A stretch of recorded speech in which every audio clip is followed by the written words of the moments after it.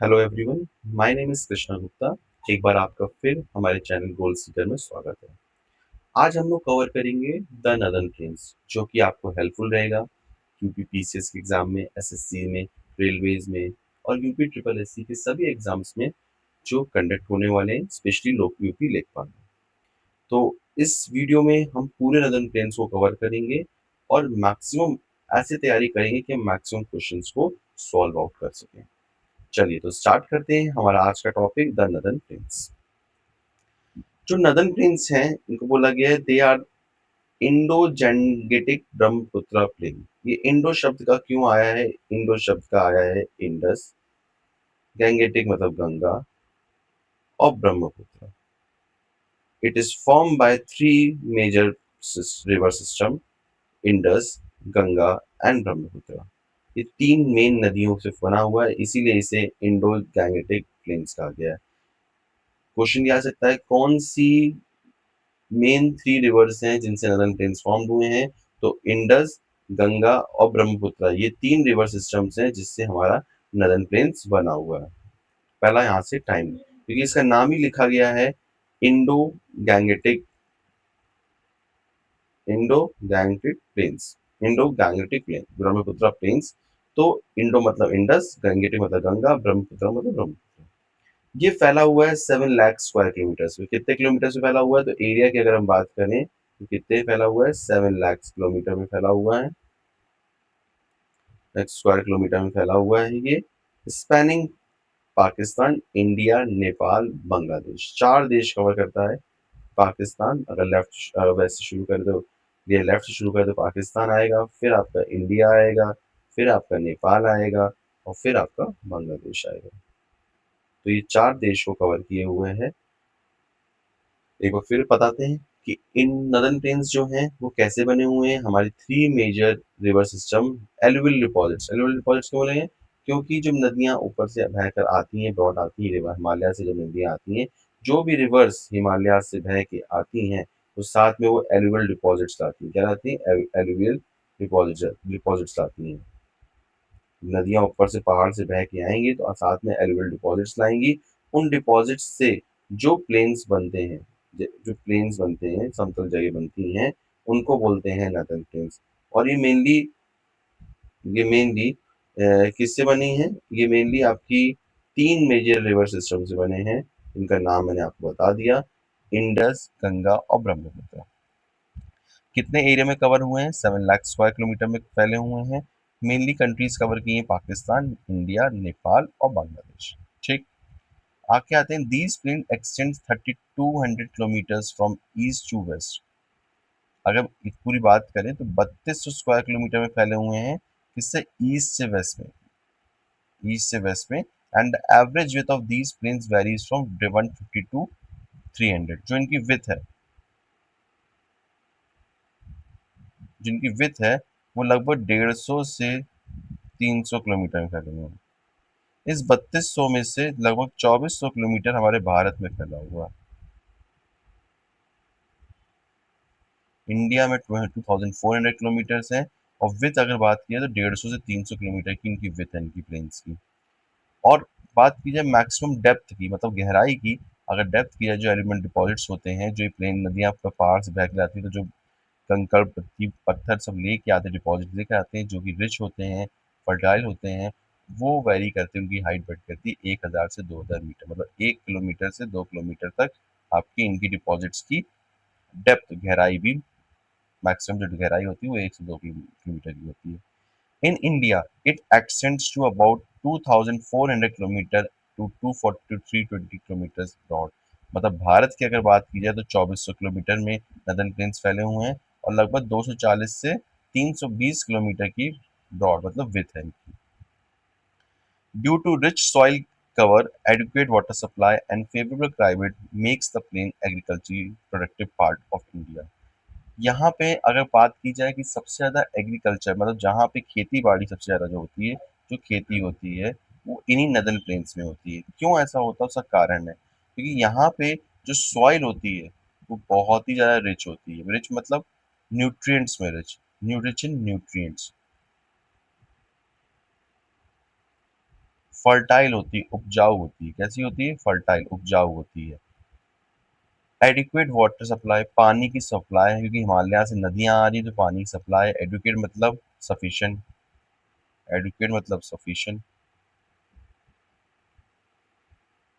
ठीक है, पर्याप्त, पर्याप्त रहती है वाटर सप्लाई। एंड फेवरेबल मतलब जैसा हमें मौसम चाहिए खेती करने के लिए वैसा क्लाइमेट मिलता है। Makes this the plains agriculturally productive, इसीलिए जो ये प्लेन्स होते हैं, यहाँ पे जो प्लेन्स होते हैं वो एग्रीकल्चरली प्रोडक्टिव होते हैं। इतनी बात मेरे ख्याल से समझ में आएगी। एक अगर क्विक रिवीजन मारें तो कितने एरिया में फैले हुए हैं, ये 7 लाख स्क्वायर किलोमीटर में फैले हुए हैं। जब और ये कैसे बने हुए हैं? 3 रिवर सिस्टम से बने हुए हैं, इंडस गंगा ब्रह्मपुत्र में। फैले हुए की बात करें तो पाकिस्तान, इंडिया, नेपाल, बांग्लादेश में। अगर इंडिया में ही बात की जाए तो लगभग 2400 किलोमीटर में इंडिया में फैले हुए हैं, 240 से 320 किलोमीटर की ब्रॉड में। और जो एल्यूमिनियम डिपॉजिट्स हैं उनकी जो डेप्थ है, गहराई है, वो 1 से 2 किलोमीटर की रेंज में है।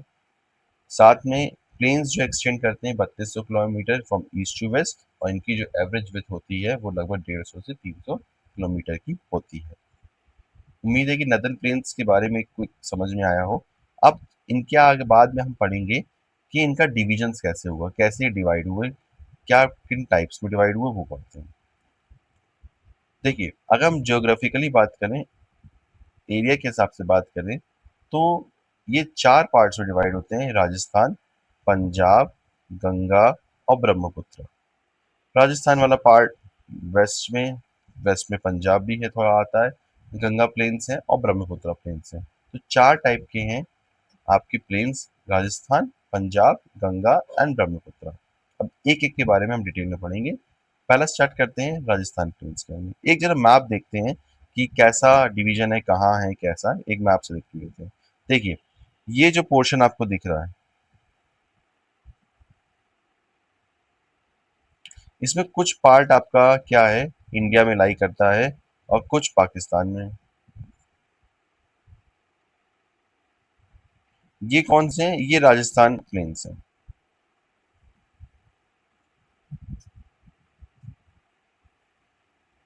अगर हम इनकी बात करें, ये कैसे हैं? ये पंजाब और हरियाणा प्लेन्स हैं।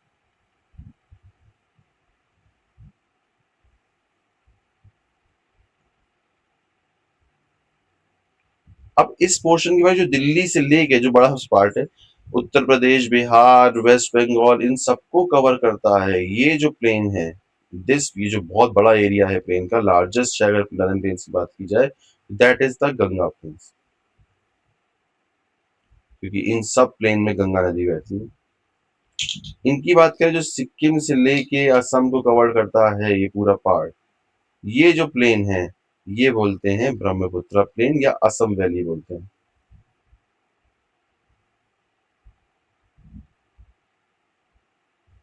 मैप से क्या होता है, थोड़ी चीजें दिमाग में विजुअलाइज होती हैं कि कौन सी चीज याद है। कभी कभी पेपर में हम कुछ चीजें नहीं आ रही होती, हम स्किप कर रहे होते हैं, लेकिन अगर मैप को हमने समझा है तो हो सकता है हम उस मैप पर से उस क्वेश्चन को सॉल्व आउट कर सकें।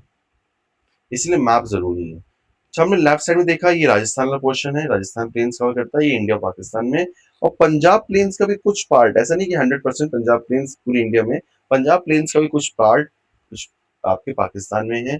फिर दिल्ली से लेके ये पूरा वेस्ट बंगाल तक कवर करता है, दिल्ली, उत्तर प्रदेश, बिहार, थोड़ा सा झारखंड भी कवर करता है, थोड़ा सा एरिया झारखंड का भी कवर होता है। ठीक है, ये सब एरिया कवर करता है। और यहाँ पे क्यों गंगा प्लेन से? गंगा नदी है।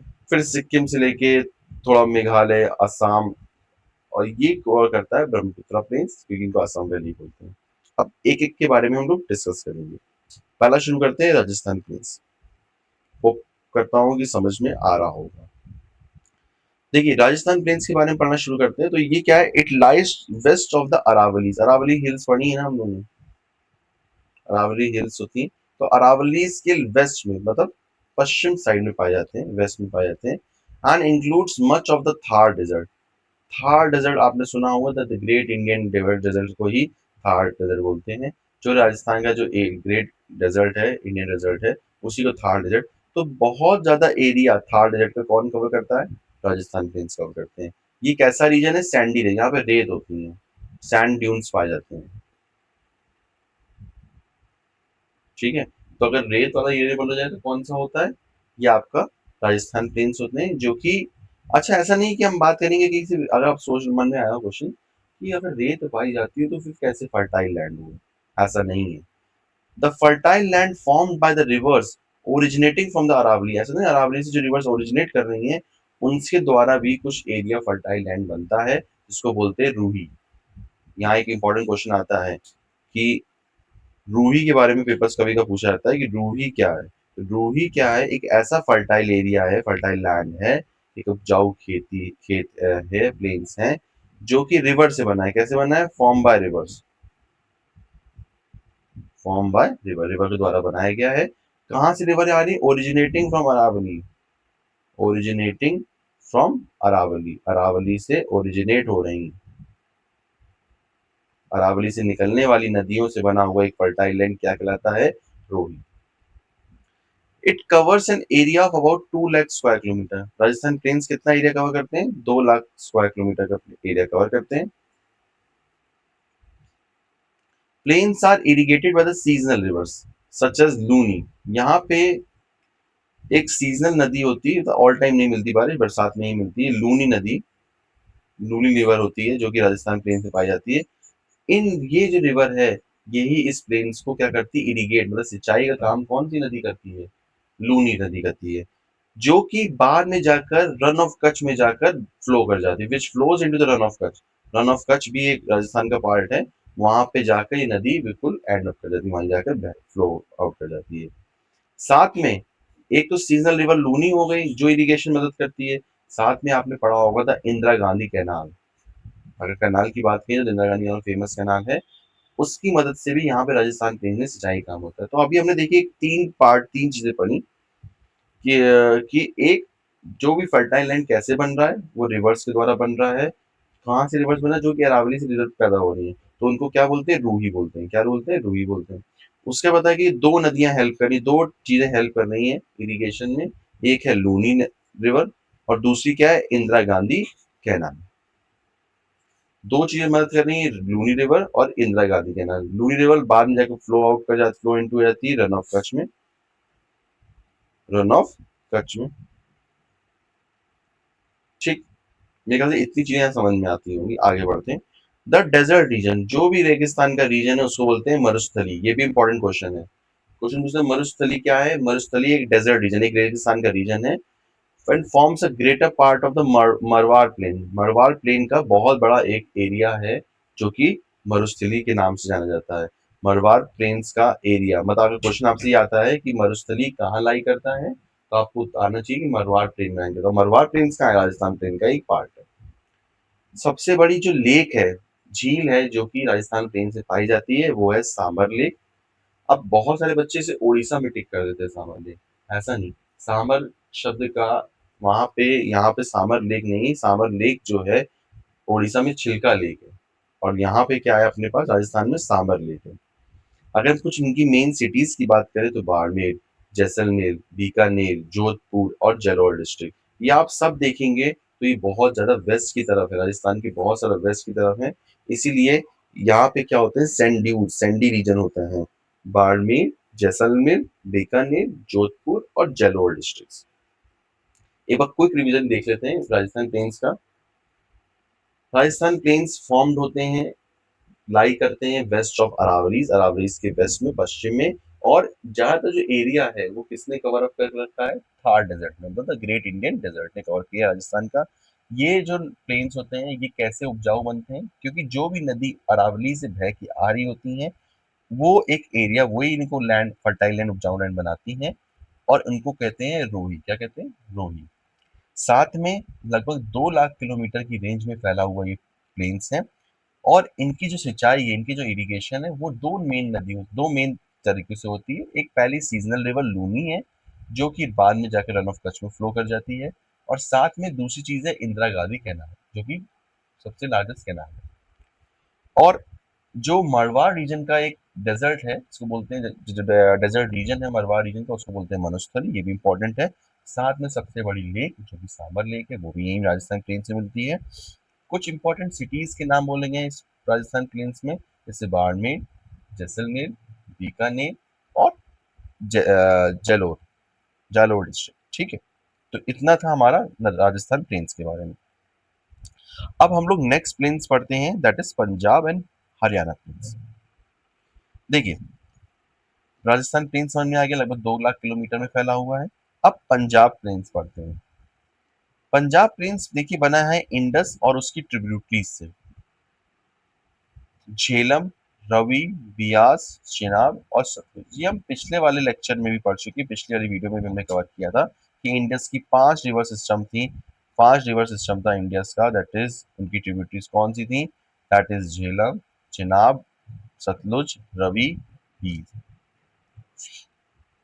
ये लगभग 1.7 लाख स्क्वायर किलोमीटर में फैले, वहां 2 लाख स्क्वायर किलोमीटर, यहाँ पर 1.75 है। और इनकी जो हाइट है, एवरेज एलिवेशन है, वो लगभग 200 से 300 मीटर का है अबव सी लेवल।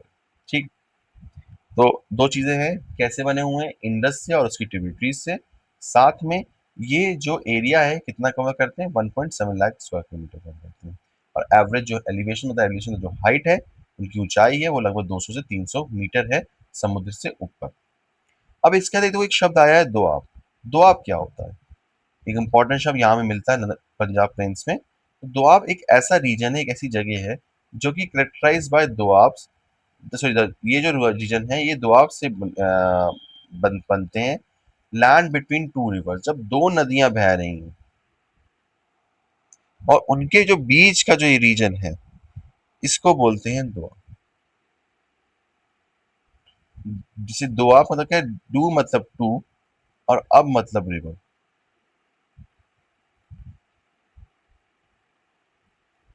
दो नदियों के बीच का जो रीजन है, लैंड है, जो जमीन है, उसको बोलते हैं दोआब। एक नदी ऐसे बह रही है और दूसरी नदी ऐसे बह रही है, जो ये नदी का जो बीच का रीजन है, ये जो रीजन है, दो नदियों, ये पानी बह रहा है, ये पानी बह रहा है, ये नदी बह रही है, ये जो लैंड है इनकी दोनों नदियों के बीच का, इसको बोलते हैं दोआब। जैसे पंजाब की एग्जांपल दिया गया है, तो पंजाब भी एक तरीके का दोआब है। कैसे, क्योंकि ये दो शब्द से बना है, पंज और अब मतलब होता है पानी या रिवर, रिवर वाटर, और पंज मतलब पांच, पंज मतलब पांच। तो ये land, it is a land of 5 rivers, या it is a land, it is a land of 5 rivers, या ये इसलिए बोलते हैं पंजाब कैसे, 5 नदियों के मिल से बनने वाला लैंड है, क्योंकि और it is cover of 5 reverse, ये 5 रिवर से कवर है। ठीक, अब देखो कुछ इंपॉर्टेंट दोआब के बारे में पढ़ते हैं जो इस रीजन में मिलते हैं हमको। बिस्त जलंधर दोआब, बारिद दोआब, रचना दोआब, छाछ दोआब और सिंध सागर दोआब। कैसे याद करना है, देखो मैंने अभी आपको बताया कि 5 रिवर्स हैं, झेलम, रवि, बियास, चेनाब और सतलुज। कैसे याद करेंगे वो देखते हैं। देखो, सबसे पहले हम बीस, सबसे छोटा क्या आ रहा है इसमें, अल्फाबेटिकली बी आ रहा है, बी। तो बियास का देखते हैं, तो बियास का, तो ब्यास का एक रवि पे जा रहा है और एक सतलुज पे जा रहा है, एक रवि पे है और एक सतलुज पे है। इस पोर्शन को अगर मिटा दे तो चीजें समझ में ज्यादा आएंगी।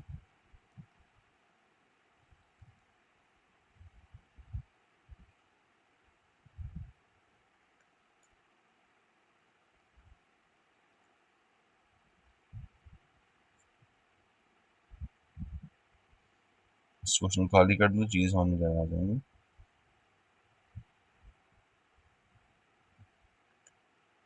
चलिए देखते हैं। हाँ, तो मैं बताता था आपको, बियाज बताया था, बियाज कि दो हैं, एक तो रवि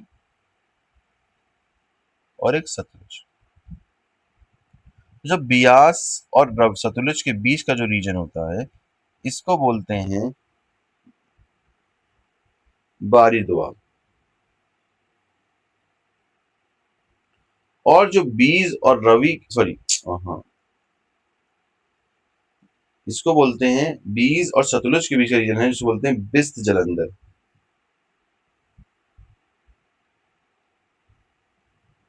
और बीज और रवि के बीच के रीजन बोलते हैं बारी दोआब। अगर देखो हम लोग सिस्टमेटिकली अगर इसको लिखेंगे तो हम इसको अच्छे से याद भी कर पाएंगे। बीज और सतलुज, पहले बीज तक के रोल निपटा दीजिए कि बीज और सतलुज के बीच में कौन सा रीजन है, बिस्त जलंधर। बीज और रवि के बीच में कौन सा रीजन है, बारी दोआब है। ठीक, फिर रवि से हम लोग बढ़ते हैं चिनाब की तरफ, इसको बोलते हैं Rachna Doab. R for Rachna, R for Ravi, Rachna Doab. ठीक। फिर चिनाब से अगर हम लोग झेलम की तरफ बढ़ेंगे, ठीक, तो इसे बोलते हैं छाछ दोआब। देखो सी से सी आ रहा है, आपने नोटिस किया है, जिसका पहला लेटर है नदी का वही पहला लेटर उसको दोआब का लेटर है। तो चिनाब से झेलम की तरफ बढ़ेंगे, छाछ दोआब।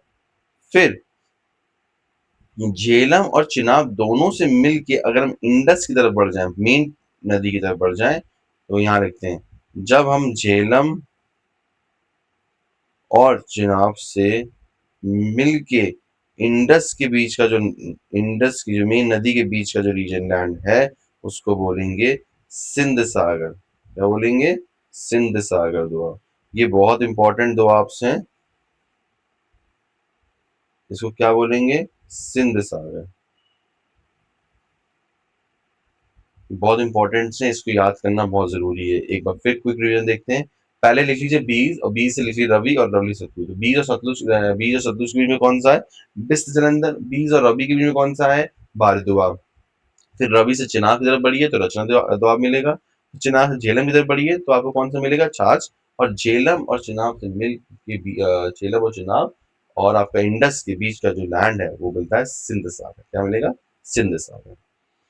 यहाँ का जो रीजन है वो फीचर्स करता है भांगर। भांगर मतलब ओल्ड एल्यूवियम, पुरानी जो एल्यूवियल सॉइल है उससे बड़ा है, तो उसे बोलेंगे भांगर। और जो नई है, न्यू से है, जब फ्लड्स आते हैं, जब बाढ़ आ जाती है, तो वो सब बहा के ले जाती है, तो उसके बाद जो नया डिपॉजिट होता है एल्यूवियम का, तो उसको बोलते हैं खादर। क्या बोलते हैं? खादर। दो चीजें हैं, भंगर और खादर। जो ये प्लेन्स हैं इनको ब्रेड बास्केट्स ऑफ इंडिया भी बोला जाता है, क्योंकि पूरे भारत को जो खाना प्रोवाइड कर रही है वो कौन प्रोवाइड कर रहे हैं? पंजाब और हरियाणा, हिमालय प्रोवाइड कर रहे हैं। मेनली यहीं से हमारी ब्रेड्स आ रही हैं, यहीं से हमारा अनाज आ रहा है। इसीलिए पूरे भारत को पंजाब प्लेन्स को क्या बोला जाता है? पंजाब और हरियाणा प्लेन्स को क्या बोला जाता है?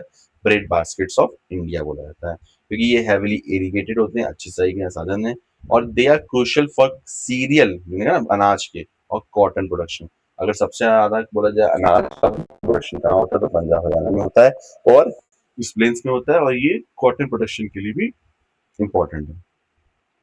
तो मेरे ख्याल से ये चीज समझ में आई होंगी। एक बार दो में लग रहा हो तो एक बार लिख लेंगे, और एक बार इसमें बताया तरीका, वैसे प्रैक्टिस करेंगे तो आसानी से सारे याद हो जाएंगे। अगर 20 से रवि की तरफ जा रहे हैं तो आपका बारी दुआ मिलेगा, 20 से सतलुज की तरफ जा रहे हैं तो आपका बिस जलंधर मिलेगा, रवि से चिनाब की तरफ जा रहे हैं तो आपका रचना मिलेगा, चिनाब से झेलम छाछ, और झेलम से आपके इंदस की तरफ जा रहे हैं तो सिंध सागर। ठीक, आगे बढ़ते हैं। अब आते हैं गंगा प्लेन्स। गंगा प्लेन्स क्या है? तो गंगा प्लेन्स कैसे बने हैं? ये बने हैं गंगा और उसकी ट्रिब्यूटरीज से। और गंगा की ट्रिब्यूटरीज तो बहुत सारी हैं, जो उनकी सहायक नदियां हैं तो बहुत सारी, मैंने कुछ लिखी हैं, यमुना, कोसी, सन, गोमती, बहुत सारी हैं। ठीक है।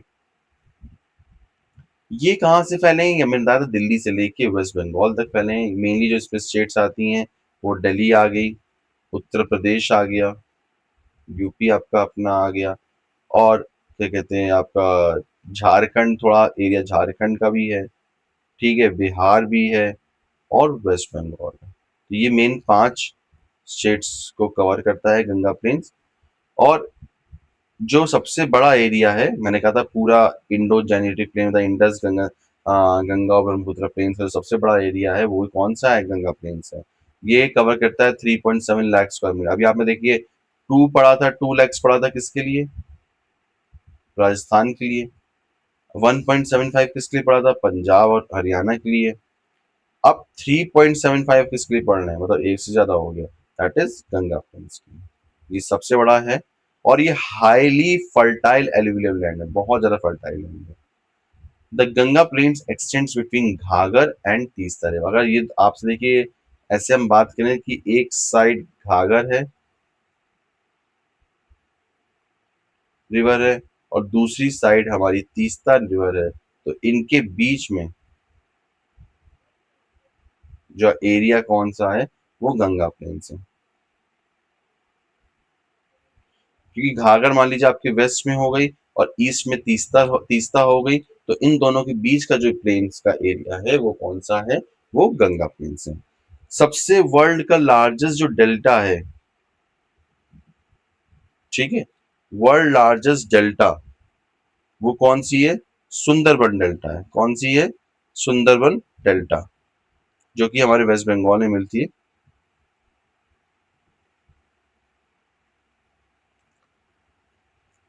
तो इधर चीज समझ में आई होंगी। एक, अच्छा ठीक है, ये आता है कि वो क्या होता है, डेल्टा क्या होती है। एक टिपिकली ट्रायंगुलर शेप का एरिया जो कि बना हो, कैसे? Created by the deposition of sediments that are carried by the waters of a river. जब कोई रिवर हिमालय से बह के आती है तो वो साथ में अपने कंकड़ पत्थर सेडिमेंट सब कुछ लेके आती है, सेडिमेंट्स लेके आती है। तो जब वो लेके आती है उसकी स्पीड थोड़ी कम होती है। जब स्पीड कम होती है तो वो कुछ एरिया बनाती है, लैंडफॉर्म का एरिया बनाती है, जिससे कि हम रूट्स लाइक समझ सकते हैं। एक एरिया बनाती है, और एक फर्टाइल लैंड, ये जो एरिया होता है ये कैसा होता है? फर्टाइल लैंड होता है। एरिया कैसा होता है? फर्टाइल, उपजाऊ डाउनलैंड होता है। तो इस लैंड के इस एरिया को क्या बोलते हैं? डेल्टा बोलते हैं। क्या बोलते हैं? डेल्टा बोलते हैं। तो वर्ल्ड लार्जेस्ट डेल्टा कौन सी है? सुंदरबन डेल्टा। आगे पढ़ते हैं, गंगा प्लेन्स इतने देखेंगे, आगे पढ़ते हैं। अब आता है लास्ट, ब्रह्मपुत्रा प्लेन्स। तो जो ब्रह्मपुत्रा प्लेन्स हैं, इनको असम वैली भी बोला गया, कि ईस्ट में है। कौन सी नदी है? ब्रह्मपुत्र और उसकी ट्रिब्यूटरीज। यहाँ पे कौन सी ट्रिब्यूटरी है? सुबानश्री, मानस एंड संकोश, ये ट्रिब्यूटरीज है। और भी साथ में लेकिन मेनली है सुबानश्री, मानस और संकोश। ये सिर्फ 720 किलोमीटर लॉन्ग फर्टाइल लैंड है, देखिए बहुत कम है। एक बार मैं फिर समराइज करता हूँ। सबसे पहले था हमारे पास 2 लैक्स वाला, 2 लैक्स था जो कि राजस्थान था।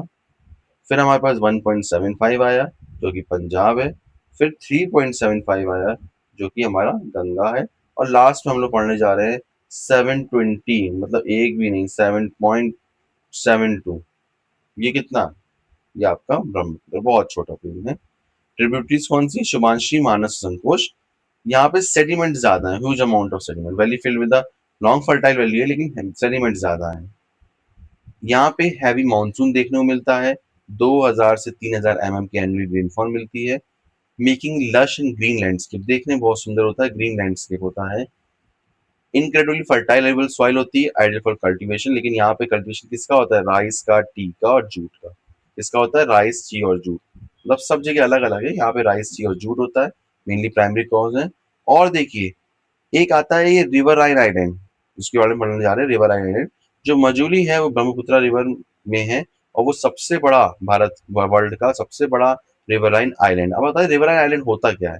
तो रिवराइन आइलैंड एक ऐसा लैंड मास है जो कि formed within the river by sediment deposition, erosion और changes in the river course. जब एक नदी, देखो रिवर्स क्या है, the rivers coming from the northern mountain, जब नदर्न माउंटेन से नदियां आ रही होती हैं, evolve in a depositional work, साथ में अपने कुछ लाएंगे भी, तो नदी ऊपर पानी बहते हुए आएगा, साथ में गिट्टी, कंकड़ पत्थर सब लेके आएंगे। इन द लोअर कोर्स, जब नीचे आकर बिल्कुल नीचे आ जाती हैं, ड्यू टू जेंटल स्लोप, हल्की स्लोप या हल्की सी ढलान के कारण, the velocity of the river decrease, जब उनकी स्पीड कम हो जाती है, जब कम हो जाती है तो एक रिजल्ट, एक क्या फॉर्मेशन होता है? रिवरलाइन आइलैंड्स का। क्यों? ये कुछ एरिया छूट जाता है, वो पानी से बहता नहीं है, तो पानी से बहता नहीं है, तो जहाँ पे डिपोजिशन वर्क होता है वो एरिया खाली रह जाता है, तो उस एरिया खाली जो रहता है उसको बोलते हैं रिवराइन। क्या बोलते हैं? रिवराइन। तो रिवराइन कैसे बनते हैं? They becomes due to the slower down of the speed of the rivers coming from the northern mountains, and the depositional works when collected forms the riverine island। ठीक है, they are form by the sediment deposition, मतलब जो sediment, जो कंकड़ पत्थर गिरती हैं वो डिपॉजिट होते हैं, इरोजन होता है, लैंड सॉइल का इरोजन होता है, या रिवर के कोर्स का रास्ता बदलता है, तो उनके द्वारा जो चीजें बनती है, लैंड बनती है, आइलैंड बनता है, उसे बोलते हैं रिवराइन आइलैंड। ये सबसे बड़ा जो वर्ल्ड का रिवर आइलैंड है वो मजूली है, जो कि असम में है, और ये ब्रह्मपुत्र रिवर के द्वारा बना है। आगे देखते हैं। अब तो ये हमने पढ़े, अभी हमने पढ़े ज्योग्राफिकल डिविजन्स, अब हम पढ़ेंगे फिजियोग्राफिकल सब डिविजन्स ऑफ नदर्न प्लेन्स। इसमें 4 चीजें हैं, एक है भाबर, घाघर, तिराई, तराई और भंगर। ठीक है, भाबर, घाघर, तराई और भंगर। देखते हैं। देखिए भाबर क्या है, the rivers after descending from the mountains deposit pebbles, पत्थर लाती है। जब ऊपर से नदी बहते हुए आती है नीचे, पहाड़ से जब नीचे आती है तो वो साथ में पत्थर लाती है इन अ नैरो बेल्ट। नैरो मतलब बड़ी सकरी, पतली, ठीक है, नैरो बेल्ट में, ऑफ अबाउट 8 to 16 किलोमीटर। भावन में क्या होता है, 8 से 16 किलोमीटर की एक पतली सी बेल्ट बनती है, lying parallel to the slopes of Shivalik.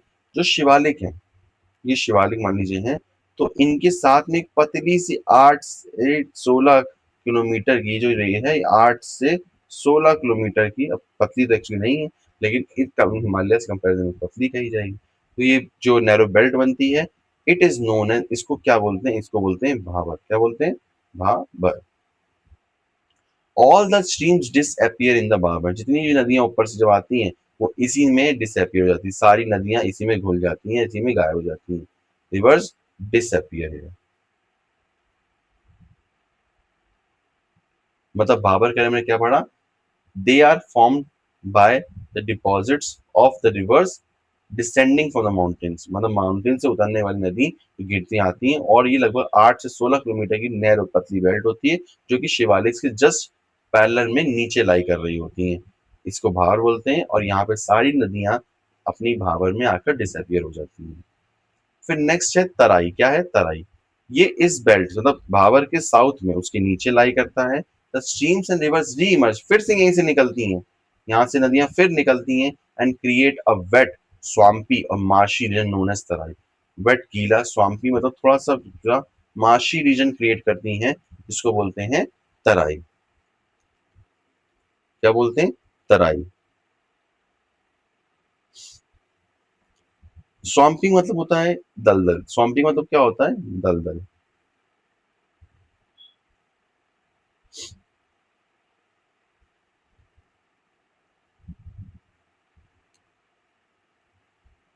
और मार्शी का मतलब क्या होता है, ये बताएगा मार्शी का मतलब क्या होता है। एक दलदल वाला कचारी, मतलब एक जगह जो है वो थोड़ा सा मतलब सॉफ्ट है, सोलो है, खोखली है, और जहाँ पे मतलब घासें हैं, वो है, ठीक है, उसे बोलते हैं मार्शी। घास फूस से नीची ढकी नीची भूमि, थोड़ी हल्की पानी में होती, नम होती है, वो उसी मार्शी एरिया, इसको तराई एरिया बोलते हैं। This was a thickly forested region full of wildlife. जो तराई एरिया होता है उसमें पूरा जंगल ही जंगल होते हैं, और ये वाइल्ड लाइफ के लिए प्रमोट करता है। The forest have been clear to create agriculture land, और इन्हीं फॉरेस्ट को हम क्लियर कर देते हैं जिससे एग्रीकल्चर लैंड मिल सके, and to settle migrants from Pakistan after partition. और यहीं पे हमने क्या किया है, या जो पाकिस्तान के बाद लोग आए पार्टीशन के बाद, उन्हीं को यहाँ पे क्या किया, एग्रीकल्चर फॉरेस्ट काट काट के एग्रीकल्चर लैंड बना दिया, वहीं सेटल करा दिया। तो ये तराई हो गया। फिर आते हैं भंगर। भंगर क्या है, सबसे बड़ा largest part of the northern plains is formed of older alluvium. सबसे पुरानी एल्यूवियम मतलब जो बहुत पहले से नदियां आ रही थी उनसे बना हुआ है। This it lies above the plain flood plains of the rivers. जो फ्लड प्लेन्स उनके ऊपर लाई करता है, and presents a terrace like feature. कैसे फीचर रखते हैं, terrace like feature. This part is known as Bhangar. soil in this region contains calcareous deposits locally known as कंकड़। इनकी जो सॉइल्स होती है वो कैल्शियम मतलब कैल्शियम डिपॉजिट कंटेन करती हैं, इसको कंकड़ बोलते हैं। इसका मतलब यहाँ पे क्या हुआ कि ये सबसे जो पुराना जो ओल्डर एल्यूवियम से एल्यूवियल सॉइल से बनने वाला जो रीजन्स है उनको बोलते हैं भंगर। और ये जो भी रिवर्स हैं उनके फ्लड प्लेन्स के ऊपर लाई करता है, और एक टेरेस जैसा स्ट्रक्चर बनाता है। कैसा बनाता है, टेरेस मतलब एक नदी के ऊपर फ्लड प्लेन्स में लाई करता है, तो एक टेरेस जैसा स्ट्रक्चर बनाता है, जिसको बोलते हैं भंगर। यहाँ की जो सॉइल होती है वो कैल्सासेरस डिपॉजिट्स कंटेन करती है, मतलब कैल्शियम युक्त होती है, इसको बोलते हैं कंकड़। और नेक्स्ट लास्ट हमारा है खादर। क्या है, खादर। ये न्यूअर यंगर डिपॉजिट होती है फ्रेंड, मतलब जो जब नई, जब हर साल बाढ़ आती है, बारिश हो जाती है, तो नदियां बिल्कुल खाली जाती हैं, और फिर से जब नई पैदा होती है, जो न्यू एल्यूवियम्स होती है, यंगर डिपॉजिट होते हैं, जो तुरंत डिपॉजिट होते हैं फ्लड प्लेन्स, उनसे जो बनते हैं उनको बोलते हैं khadar. They are renewed almost every year and are so fertile thus ideal for intensive agriculture. इसलिए इंटेंसिव एग्रीकल्चर के लिए ये बहुत ज्यादा आइडल, क्योंकि हर साल रिन्यू हो रहे हैं, हर साल नए बन रहे हैं, यंगर हैं, तो उनके लिए बहुत ज्यादा आइडल होते हैं। ये टॉपिक था हमारा फिजियोलॉजिकल डिविजन्स, ठीक है। नेक्स्ट टॉपिक में हम लोग नेक्स्ट वीडियो में हम लोग डिस्कस करेंगे पेनिसुला प्लेट्यूस। क्या डिस्कस करेंगे? पेनिसुला प्लेट्यूस को। उम्मीद है कि आपको सब चीजें समझ में आई होंगी। भाबर, तराई, भंगर और खादर। भंगर क्या है? आपकी ओल्ड एल्यूमिनियम से बना हुआ है, खादर न्यू से बना हुआ है, ये डिफरेंस है। तराई जो है वो एक मार्शी, गीला, स्वेट पैम्पी एरिया है, जो कि जहाँ पे सब नई रिवर्स रीइमर्ज होती हैं और नई क्रिएट करती हैं, ठीक है। ये पूरा वाइल्ड लाइफ से भरा हुआ रीजन था, फॉरेस्ट से क्लियर करके हमने एग्रीकल्चर लैंड बनाए। भाबर क्या है? जो भी शिवालिक के नीचे पैरेलल रेंज लाई करती हैं और एक नैरो बेल्ट है जहाँ पे नदियां डिसेंड हो जाती खत्म हो जाती हैं, डिसअपियर हो जाती हैं। उसका एरिया लगभग 8 से 16 किलोमीटर का एरिया है, बेल्ट है, उसको हम बोलते हैं भावर।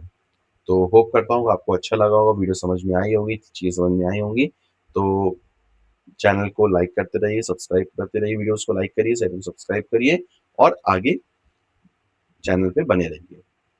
Thank you.